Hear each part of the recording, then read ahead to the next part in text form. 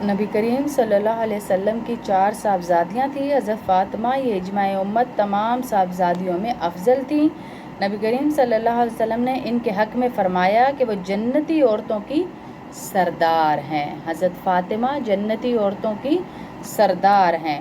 یہ ہم پڑھ رہے ہیں سیرت النبی صلی اللہ علیہ وسلم کی کتاب، سیرت النبی صلی اللہ علیہ وسلم، جو ہمارا پیریڈ آپ کو پتہ ہے، ہمارا نیا کورس شروع ہوا ہے، فہم علم دین کا کورس ہے یہ۔ اس کے لیے ہم نے 7 کتابیں ہیں جن کو رکھا ہوا ہے، جس میں سے یہ کتاب ہم پڑھ رہے ہیں۔ جتنا ٹائم ملتا ہے اتنا پڑھ لیتی ہوں، باقی انشاءاللہ۔ وعلیکم السلام ورحمۃ اللہ۔ وہ جنتی عورتوں کی سردار ہیں۔ ان کا نکاح 15 برس 5.5 ماہ کی عمر میں حضرت علی کرم اللہ وجہہ سے ہوا۔ 480 درہم مہر مقرر کیا گیا۔ چھوٹے چھوٹے پوائنٹس کر کے ان کو لکھ لیجئے گا۔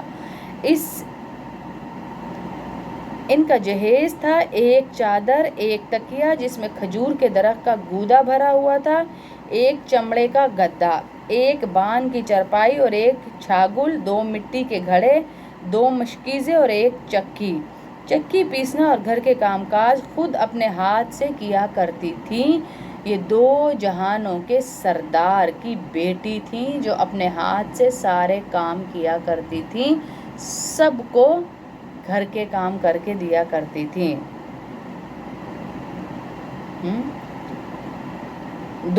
دونوں جہاں کے سردار کی سب سے لاڈلی صاحبزادی تھی۔ جہیز اور مہر یہ ہے کہ ان کے فقیرانہ زندگی کا نقشہ یہ ہے کہ کیا اس کو دیکھ کر بھی وہ عورتیں نہ شرمائیں گی جو بیاہ شادی کی رسموں میں دین اور دنیا کو تباہ و برباد کر دیتی ہیں۔ 10 20 لاکھ اور کروڑ تک کے فرنیچر لے کر جا رہی ہیں۔ ہم اسی معاشرے میں ہیں جہاں پر فرنیچر تو آپ کو، جہیز تو آپ کو 10 کروڑ کا دے دیا جائے گا، لیکن وراثت کے نام پہ آپ کو 1 پھوٹی کوڑی نہیں دی جائے گی۔ وراثت کے لیے آپ کو دھکے دلائے جائیں گے عدالتوں کے کہ ساڈے وچ کڑیاں نہیں دئی دا، ہم میں بیٹیوں کو نہیں دیتے ہیں، ہم میں بیٹیوں کو نہیں دیتے، ہم کہتے ہیں۔ تو یہ وہ بیٹی تھی 2 جہانوں کے سردار کی جو جہیز کے بغیر گئی، اور یہ چند چیزیں بھی اس لیے دی کہ حضرت علی رضی اللہ تعالیٰ عنہ کے پاس کوئی گھر نہیں تھا، ان کے گھر میں کوئی چیزیں نہیں تھی ظاہر ہے، تو اس لیے ان کو یہ چیزیں دی گئیں۔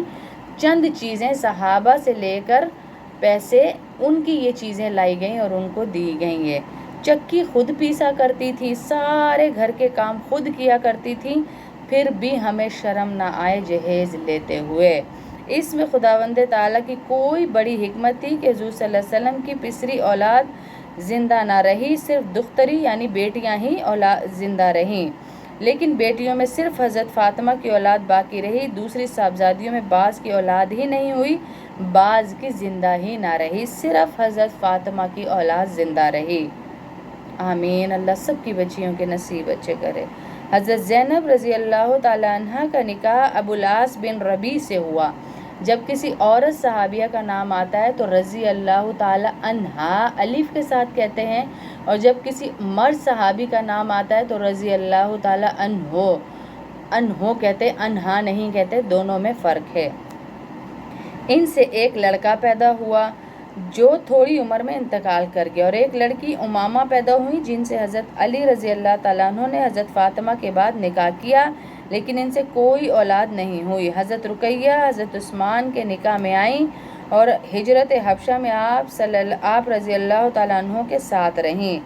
2 ہجری میں غزوہ بدر سے واپسی کے وقت لا اولاد دنیا سے رخصت ہو گئیں۔ ان کے بعد 3 ہجری میں ان کی دوسری بہن ام کلثوم کا نکاح بھی حضور صلی اللہ علیہ وسلم نے انہی سے کر دیا، اور اسی وجہ سے حضرت عثمان کا لقب ذو النورین ہوا۔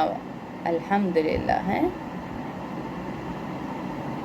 ذو النورین ہوا، اس کی وجہ سے ان کا لقب۔ اللہ رب العزت ہم سب کو عزتوں والی زندگی عطا فرمائے، عافیتوں والی زندگیاں عطا فرمائے، کہ یہ نورین کے لقب اللہ کے نبی کی زبانی ملنا ہے بہت بڑی بشارت ہے۔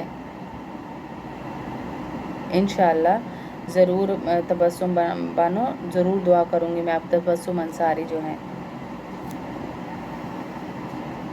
9 ہجری میں ان کا انتقال ہو گیا۔ اس وقت حضور صلی اللہ علیہ وسلم نے فرمایا اگر میرے پاس کوئی تیسری لڑکی ہوتی تو اس کو بھی ان کے نکاح میں دے دیتا۔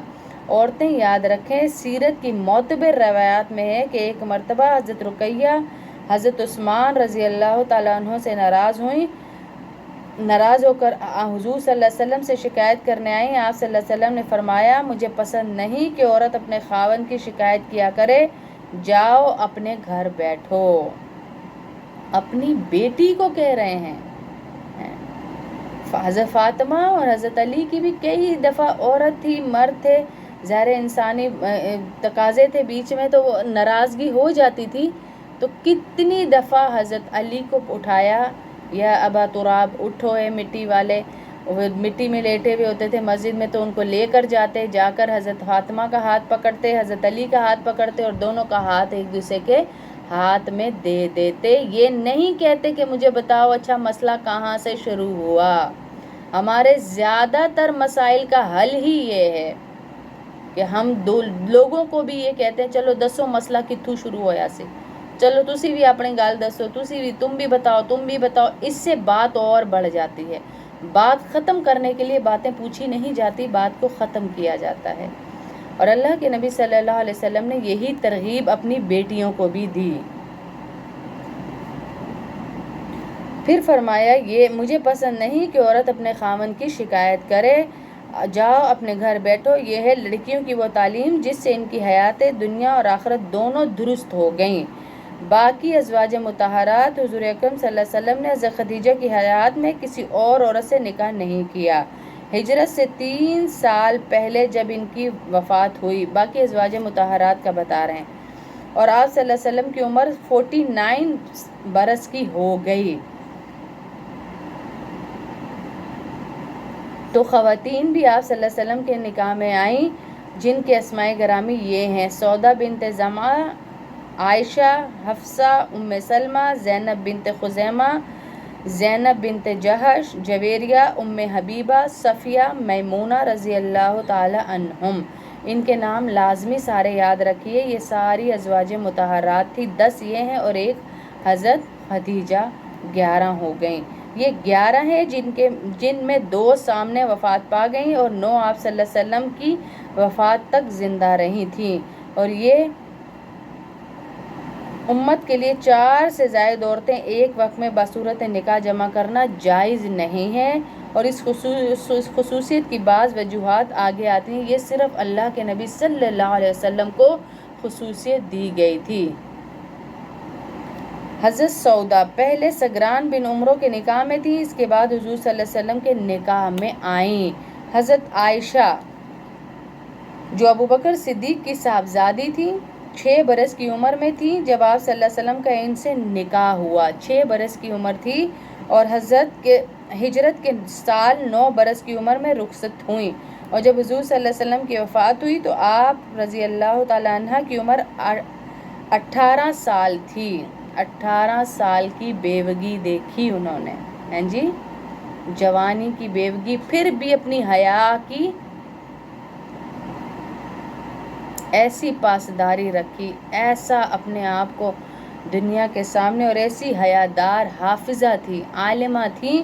ان کی 9 سالہ مصابہت، یعنی اللہ کے نبی صلی اللہ علیہ وسلم کے ساتھ وہ 9 سال جو رہیں، اس سے ان کو کیا حاصل ہوا؟ ان سے ان کو یہ رنگ چڑھا، یہ حاصل ہوا کہ بڑے بڑے صحابہ فرماتے ہیں کہ جب ہمیں کسی مسئلے میں شک ہوتا تو عائشہ رضی اللہ تعالیٰ عنہ کے پاس اس کا علم پاتے تھے، یعنی عائشہ رضی اللہ تعالیٰ عنہ کے پاس اس کا علم ہوتا تھا۔ صحابہ پوچھنے جایا کرتے تھے پردے کے اندر۔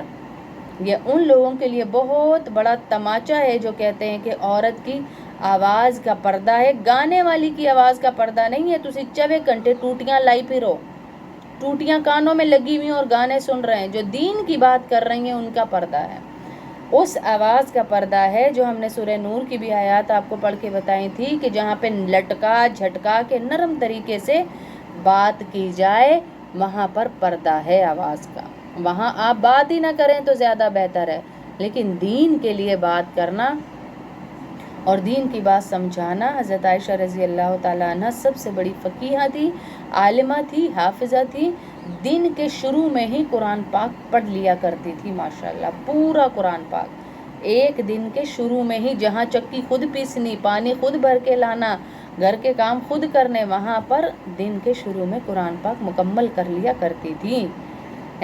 یہی وجہ ہے کہ بڑے بڑے صحابہ آپ کے شاگرد تھے، بڑے بڑے صحابہ آپ کے شاگرد تھے۔ حضرت حفصہ کے بارے میں پڑھتے ہیں، حضرت حفصہ رضی اللہ تعالیٰ عنہ حضرت عمر کی صاحبزادی تھی، رضی اللہ تعالیٰ عنہ کی صاحبزادی تھی۔ پہلے خنیس بن خزافہ کے نکاح میں تھی، ان کے بعد ہجرت سے دوسرے یا تیسرے برس آپ صلی اللہ علیہ وسلم سے نکاح ہوا۔ حضرت زینب بنت خزیمہ حلالیہ رضی اللہ تعالیٰ عنہ ام المساکین کے نام سے معروف تھیں۔ پہلے طفیل بن حارث کے نکاح میں تھی، اس نے طلاق دے دی، پھر اس کے بعد عبیدہ رضی اللہ تعالیٰ عنہ سے نکاح ہوا۔ جب یہ بھی غزوہ بدر میں شہید ہو گئے تو 3 ہجری میں غزوہ احد سے 1 ماہ پہلے حضور صلی اللہ علیہ وسلم کے نکاح میں آ گئیں۔ اللہ اکبر کبیرہ، ہیں جی، کتنی بڑی بڑی بشارتیں دے کر اللہ کے نبی صلی اللہ علیہ وسلم ان ازواج مطہرات کو چلے گئے، جنتی کر کے چلے گئے نا جی، جنتی کر کر، اور ان کے اوصاف جو عورت اپنائے گی وہ بھی جنتی ہو گئی۔ پھر فرمایا اور صرف 2 ماہ نکاح میں رہ کر وفات پا گئیں۔ حضرت ام حبیبہ کے بارے میں پڑھتے ہیں، حضرت رضی اللہ تعالیٰ عنہ ابو سفیان رضی اللہ تعالیٰ عنہ کی بیٹی تھی۔ پہلے عبیدہ بن جہش کے نکاح میں رہیں، ان سے اولاد بھی ہوئی۔ یہ دونوں مسلمان ہو کر حبشہ ہجرت کر کے گئے، وہاں پہنچ کر عبید اللہ بن جہش نصرانی ہو گیا اور ام حبیبہ اپنے ایمان پر قائم رہیں۔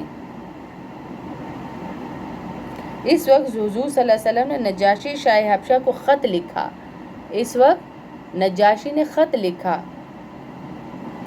کہ ام حبیبہ کو حضور صلی اللہ علیہ وسلم کی طرف سے پیغام نکاح دیں۔ نجاشی نے خط لکھا کہ ام حبیبہ کو حضور صلی اللہ علیہ وسلم کی طرف سے پیغام نکاح دیں۔ چنانچہ نجاشی نے پیغام دیا اور خود ہی نکاح کا کفیل ہوا اور 400 دینار مہر خود ہی ادا کر دیے۔ حضرت ام سلمہ کا نام ہندہ تھا، پہلے ام سلمہ کے نکاح میں تھی، جن سے اولاد بھی ہوئی، جمادی الثانی 4 ہجری میں اور بعض روایات کے مطابق 3 ہجری میں آپ صلی اللہ علیہ وسلم کے نکاح میں آ گئیں۔ کہا جاتا ہے کہ ام سلمہ نے تمام ازواج مطہرات کے بعد انتقال فرمایا۔ حضرت زینب بنت جہش رضی اللہ تعالی عنہا کے بارے میں پڑھتے ہیں۔ اب حضور صلی اللہ علیہ وسلم کی پھوپھی کی بیٹی تھی، پھوپھی ذات تھی۔ آپ صلی اللہ علیہ وسلم نے ان کا نکاح زید بن حارثہ سے کرنا چاہا تھا، جن کو آزاد کر کے آپ صلی اللہ علیہ وسلم نے اپنا متنبی بنا رکھا تھا، متعین بنا رکھا تھا، مگر چونکہ حضرت زید پر غلام کا نام آ چکا تھا اس لیے حضرت زینب اس عقد کو پسند نہ کرتی تھی، مگر حضور صلی اللہ علیہ وسلم کی تعلیم ارشاد کے لیے راضی ہو گئیں۔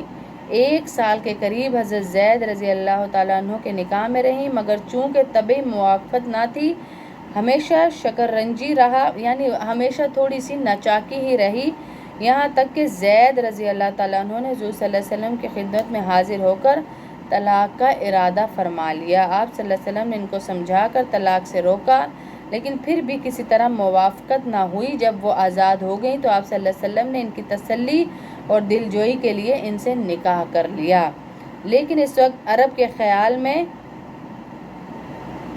جو انہوں نے بنا کر رکھا ہوا تھا اس کو اصلی بیٹے کے برابر سمجھا جاتا تھا، یعنی جو منہ بھولا بنا کر رکھا ہوا تھا، اس لیے عام لوگوں کے خیال سے آپ صلی اللہ علیہ وسلم اس سے رکتے تھے کہ لوگ کہیں گے کہ بیٹی کی بیوی سے نکاح کر لیا، لیکن چونکہ یہ جاہلیت کی رسم تھی، اس کا مٹانا اسلام کا فرض تھا، اس لیے آیت نازل ہوئی کہ آپ لوگوں سے ڈرتے ہیں حالانکہ ڈرنا اللہ سے چاہیے۔ سورہ احزاب کی آیت نازل ہوئی۔ غرض 4 ہجری میں بعض روایات کے موافق حضور صلی اللہ علیہ وسلم خداوند عالی کے حکم سے حضور صلی اللہ علیہ وسلم نے خود ان سے نکاح کر لیا تاکہ لوگوں کے معلوم ہو جائے کہ لے پالک جو ہوتا ہے، لے کے جو پالا جاتا ہے، یعنی اصلی بیٹے کا حکم نہیں رکھتا. لیپالک جو ہوتا ہے اصلی بیٹے کا حکم نہیں رکھتا. کافی دفعہ یہ مسئلہ ہمارا پہلے بھی آیا سامنے کہ آواز آ رہی سب کو؟ علینا آپ کا میوٹ ہوا ہوگا بیٹا، موبائل وہاں سے دیکھیے. تو کہ جو لوگ لیپالک بچے لیتے ہیں، کسی سے لے کر پالتے ہیں، اڈاپٹ کرتے ہیں آج کی زبان میں، تو وہ ولدیت میں نام اپنا رکھوا دیتے ہیں. ولدیت میں سرٹیفکیٹ پر یا جو بھی اس کا برتھ سرٹیفکیٹ ہے یا کچھ بھی ہے وٹ ایور، اس کے اوپر نام کاغذی کارروائی میں اپنا لکھواتے ہیں. یہ اس بچے کو گالی دینے کے برابر ہے اگر آپ اپنا نام لکھواتے ہیں. اس بچے کی ولدیت میں اس بچے کے اصلی باپ کا ہی نام آئے گا. یہ اس بچے کو گالی دینے کے برابر ہے، گالی دینے کے. اس لیے کبھی بھی اس کی ولدیت میں اپنا نام نہ لکھوائیے جو بھی بچہ آپ لیں. یہ بہت بڑا مسئلہ ہے، مفتیان کرام سے پوچھ کر چلیے اس معاملے میں. باقی لوگ یہ کہتے ہیں پھر سب کو پتہ چل جائے گا یہ میرا بیٹا نہیں، اور اس بچے پہ بڑے ہو کے کیا گزرے گی، یہ بچہ کیا سوچے گا کہ میرے ماں باپ نہیں ہیں. بچہ کیا سوچے گا، لوگ کیا سوچیں گے، لوگ کی کہیں گے، وہ کیا کہے گا، وہ کیا کہے گا. یہاں پر کہیں بھی میں نے اور آپ نے سوچا کہ اللہ کی ذات کیا کہے گی؟ اللہ کی ذات کیا کہے گی جس کا حکم میں توڑ رہی ہوں؟ تو یہاں پر فرمایا کہ لے پالک کی اصلی بیٹے کی طرح نہیں ہوتا.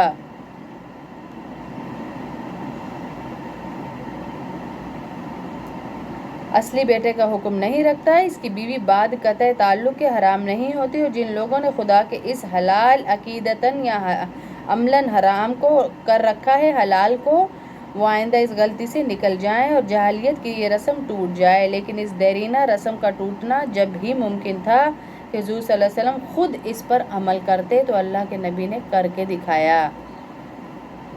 جی بالکل ایسے یہ فریال، یہ بہت بڑے بڑے مسئلے. میری اپنی بھابھی نے اپنی ایک بہن کو دیا ہوا ہے، تو اس نے لڑ کر ہم سب سے جب میں نے میرے ابو نے ہم نے مسائل بتائے، میرے اپنے بھائی نے بھی بتایا، لیکن اس نے کہا نہیں میرے اس کی ولدیت میں سگے باپ کا نام نہیں آئے گا، اور سارے کاغذوں پر اب ان کا نام ہے.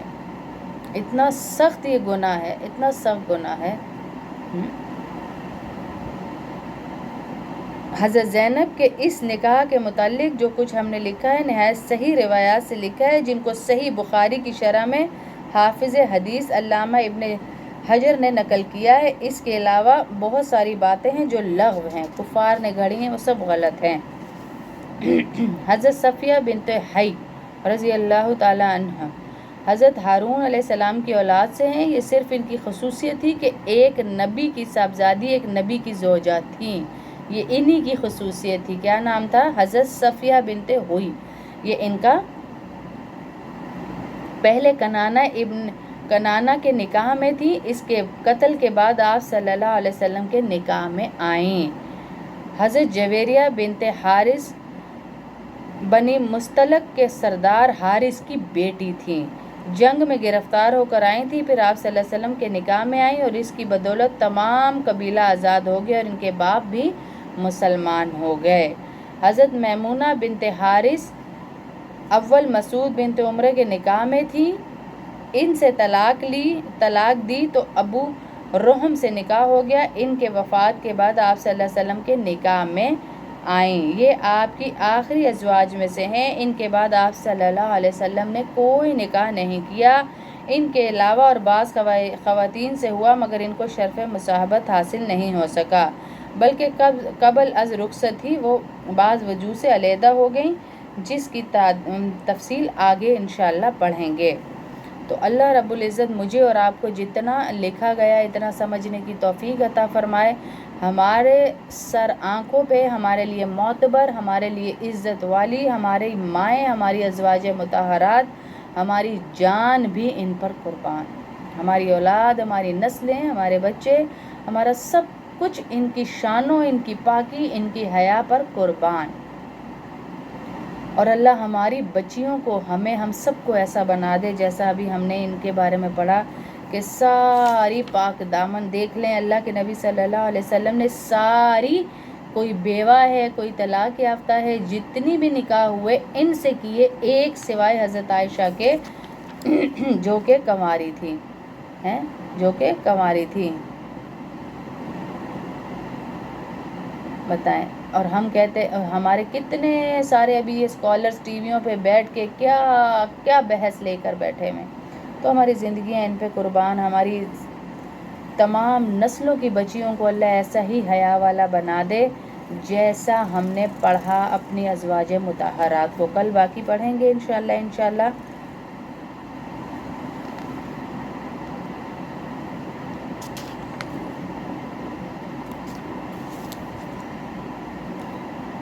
اب تعلیم الاسلام کا سبق پڑھ لیتے ہیں.